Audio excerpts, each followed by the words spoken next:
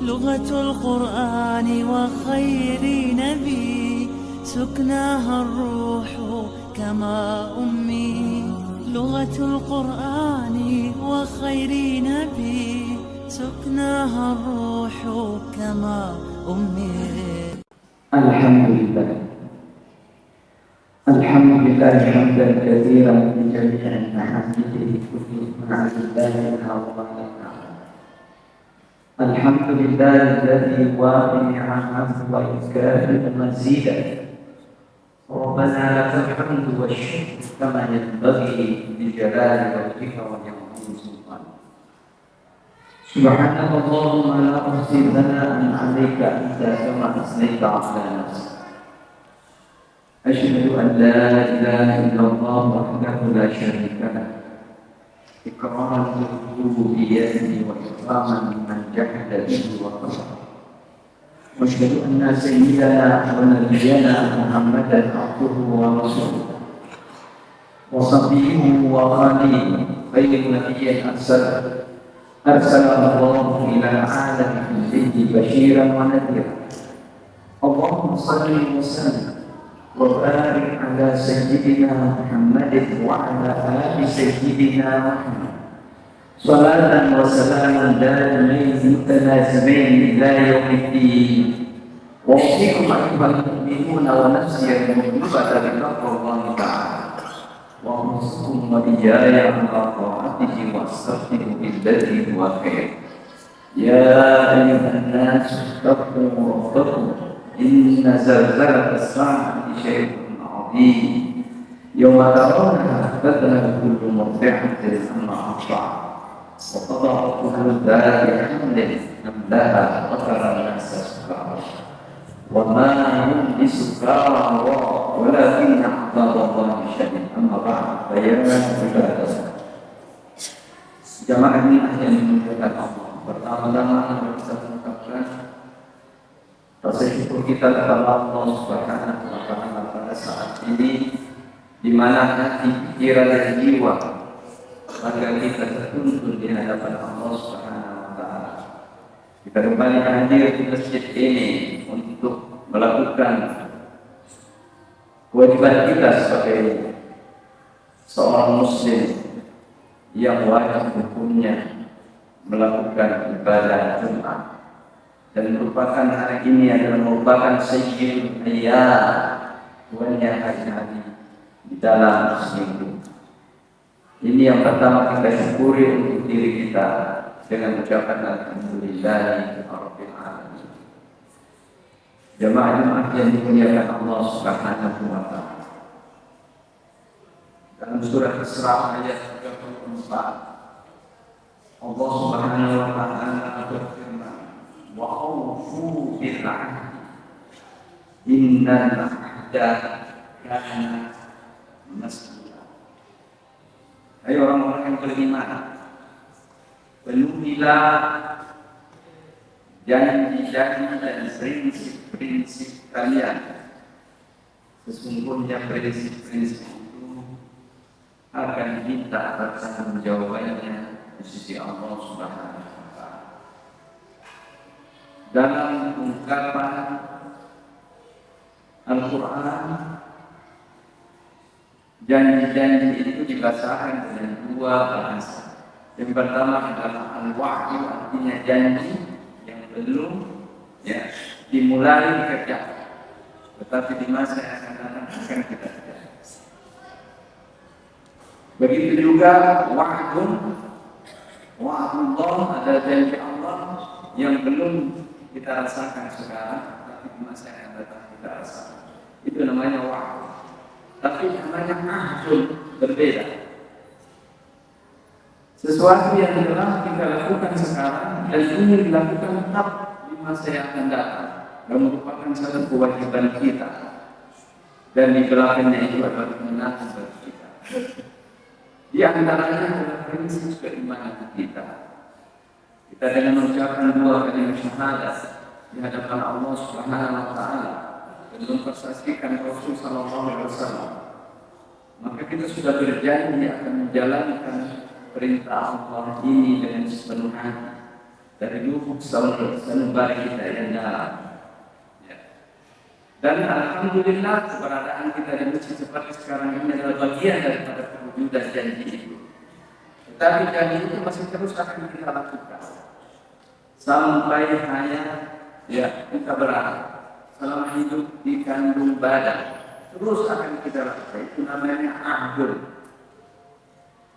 Ahdul juga merupakan satu prinsip-prinsip atau nilai-nilai yang kita ungkapkan kepada Allah Subhanahu wa taala bahwa itu akan terus kita pegang, yaitu nilai-nilai keimanan, nilai-nilai keislaman, dan pengakuan kita terhadap kebenaran nilai-nilai Islam itu yang ada di dalam diri kita.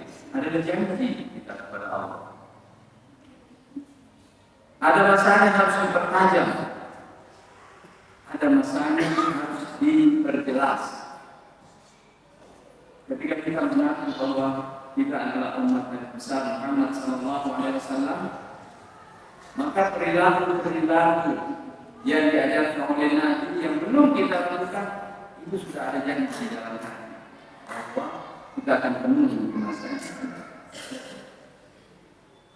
Dan untuk itu Allah Subhanahu wa taala meminta pada umat mukmin untuk melakukannya, melaksanakannya. Wa'ufu bil ahdi, penuhilah prinsip-prinsip itu, janji-janji itu, tatanan-tatanan itu. Innal 'abda kana mas'ula, ini akan diminta pertanggungjawaban. Tentu pertanggungjawaban yang dimaksud di sini tiada lain adalah yang mampu dilakukan oleh manusia.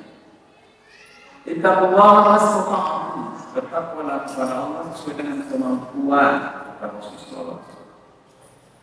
Di dalam Al-Quran dikatakan la yukallifullahu nafsan illa wus'aha. Seseorang itu tidak dibebani sesuai dengan yang mampu dia kerjakan. Namun kemampuan itu tentu tidak berada dalam koridor kemalasan dan senantiasa merasa terbatas, tetapi maksimal dilakukan seseorang untuk memenuhi janjinya, maka Allah ampuni sisa. Allah Maha Penyayang dan Maha Pengampun. Apabila usia muda kita ini kita manfaatkan untuk banyak beribadah kepada Allah, kita manfaatkan banyak melakukan janji-janji kita kepada Allah. Suatu saat kekuatan yang diberikan oleh Allah berkurang, kita diuji dengan sakit, dengan keterbatasan dan seterusnya. Tetapi janji itu masih tetap harus kita penuhi, maka Allah Subhanahu wa taala mengampuni hal-hal seperti ini. Innallaha ghafurur rahim. Setiap kali ada ayat-ayat yang menegaskan tentang kewajiban-kewajiban itu ditutup innallaha ghafurur rahim. Sesungguhnya Allah Maha Pengampun, Allah Maha Bijaksana, Allah Maha Penyayang, Allah Maha Lemah Lembut. Betapa sayangnya Allah pada umat manusia ini, menginginkan seluruh manusia ini kalau bisa bahagia dunia dan akhirat. Akan tetapi apa yang terjadi di antara manusia, ada yang tidak mau menyatu dan bersatu padu dengan perintah keutamaan Allah. Maka Allah Subhanahu wa taala memberikan ganjaran kepadanya sesuai dengan perbuatannya. Salah satu di antara yang perlu dipenuhi juga tidak hanya janji-janji kita akan prinsip-prinsip itu tentang kewajiban-kewajiban kita dan ketaatan-ketaatan kita, tetapi kita juga perlu memenuhi dan menjaga hal-hal yang bersifat apa yang sedang kita kerjakan dan sementara kita kerjakan atau telah kita kerjakan untuk tidak diketahui oleh semua orang secara umum. Yaitu rahasia. Allah Subhanahu wa taala bersifat sattar, artinya Maha menutup aib, Maha menutup perilaku manusia. Ketika manusia di dalam ketaatan kepada Allah ada ketidakjujuran, di dalam menjalankan prinsipnya ada keterbatasan. Tidaklah keterbatasan dan tidaklah satu hal yang tidak dapat dikerjakan dengan baik ataupun kesalahan itu pantas untuk diketahui semua orang. Tidak. Allah Subhanahu wa taala menutupi aib-aib hamba, menutupi dosa-dosa hamba. Andai Allah Subhanahu wa taala membuka seluruh kesalahan-kesalahan dilakukan oleh manusia, maka tidak ada orang baik di depan orang baik. Semuanya akan buruk, ya, di depan orang-orang baik. Tetapi alhamdulillah semuanya ditutupi oleh Allah Subhanahu wa taala yang Maha Taala. Oleh karena itu, sifat-sifat inilah Allah juga meminta kepada kita agar bersifat serta mana dan selalu untuk menutupi kesalahan-kesalahan atau aib-aib yang ada pada diri kita dan pada orang lain. Ketika kita melihat bahwa ada saudara kita melakukan satu kesalahan, apakah itu berkenaan dengan kesalahan tanggung jawab atau akhlak, maka kita yang melihat sebaiknya jangan memberitahu kepada siapa-siapa. Sebaiknya kita yang tahu jangan kita pindahkan atau istilah sekarang share ke tempat lain. Kenapa? Karena kita berdoa mudah-mudahan dia diampuni oleh Allah dan dia menyadari kesalahannya. Dan mudah-mudahan dia berubah menjadi orang yang sebaik-baik orang besar dalam bertobat kepada Allah. Maka dia tidak ada lagi, ketika dia bertobat tidak ada lagi kesalahannya di sisi Allah Subhanahu wa taala.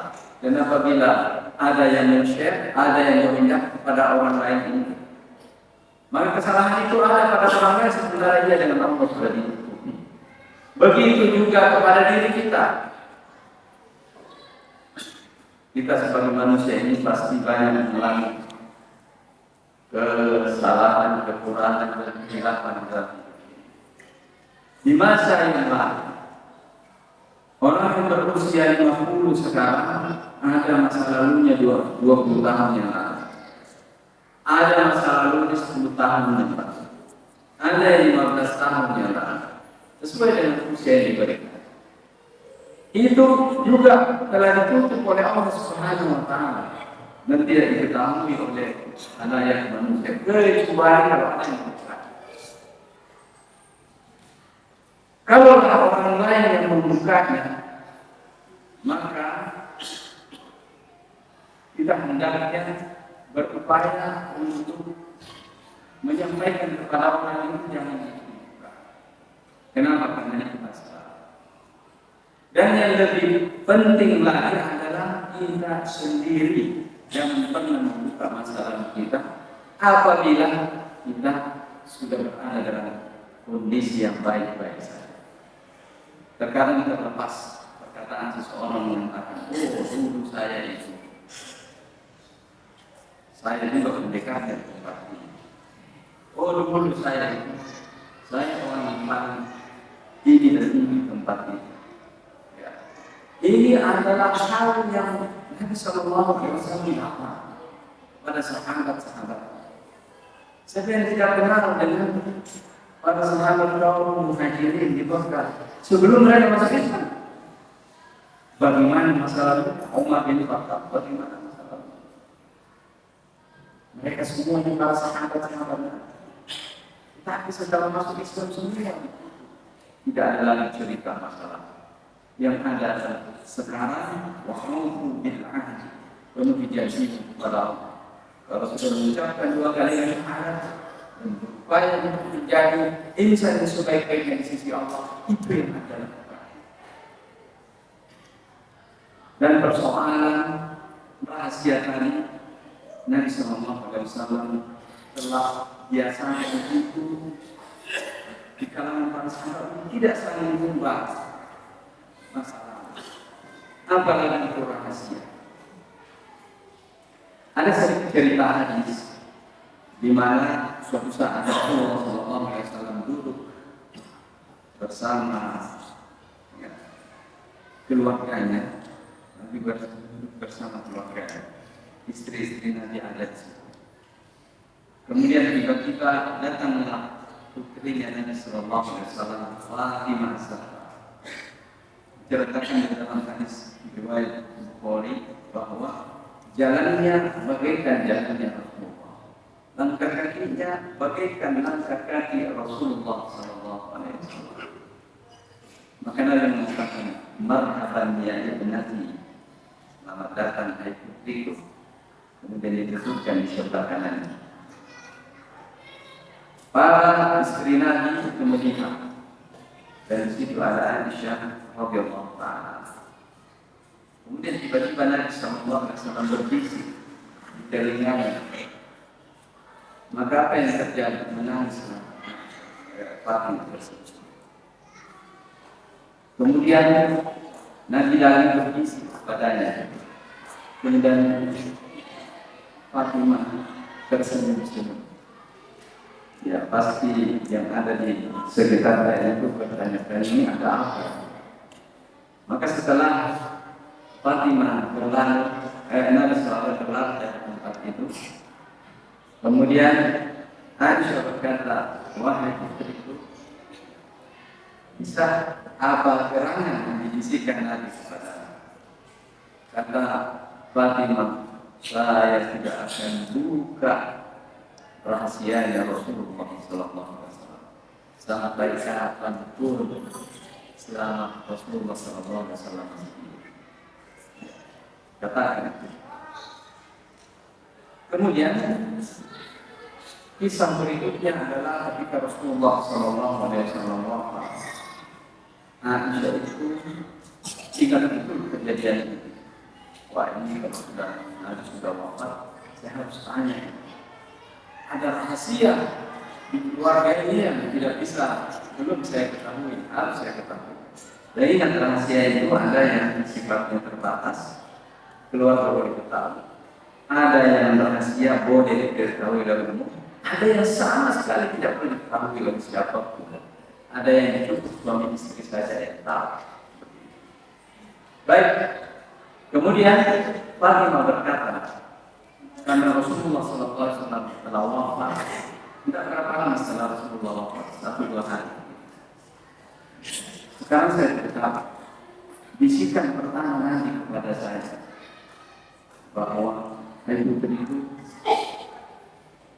aku mendapat pengetahuan bahwa ajalku sudah dan orang yang paling cepat menyusul kepada kamu. Ya. Maka Fatimah menangis kenapa? Menangis bukan karena ajalnya juga sudah dekat. Bedanya ajal Rasulullah SAW dengan Nabi cuma 6 bulan. 6 bulan setelah Nabi meninggal, wafat juga Fatimah. Disebabkan karena Nabi sebentar lagi meninggalkannya. Itu yang membuat. Kemudian dibisiki lagi. Setelah dibisiki dia tersenyum. Yang kedua itu, hai Aisyah, Nabi mengatakan, tidakkah kamu ingin menjadi tuan putri dari seluruh putri-putri yang ada di surga, putriku? Maka dia tersenyum. Mengatakan, nah, itulah cerita yang seharusnya saya tidak boleh buka, tetapi karena saya janji akan kita setelah Rasulullah. Karena ini berkenaan dengan rahasia ajaran Rasulullah yang tidak boleh orang tahu secara umum. Kita bertobat sudah hapus. Jangan dicerita lagi sehingga ada lagi catatannya. Malaikat ini melihat ini. Kenapa masih ada catatan sementara Allah sudah mengampuni. Aku lupa lihat. Wassalamualaikum li wa lakum fa yaqulu mustaghfirina fastaghfiruhu yaghfirullahu li wa lakum astaghfirullah.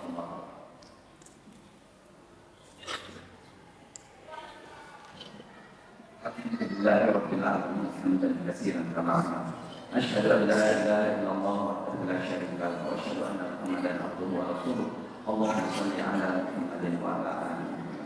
يا أيها الناس اتقوا الله بما أمر واتقوا الرحمن والرجال وأخرجوا الدنيا من قلوبكم فإنكم تدسون أسر واعلموا أن الله أمركم بأمر بدأ به بنفسه وسن بملائكة القدس وقال الله تعالى من قائل عليه إن الله وملائكته يصلون على النبي يا أيها الذين آمنوا صلوا عليه وسلموا تسليما اللهم صل على محمد.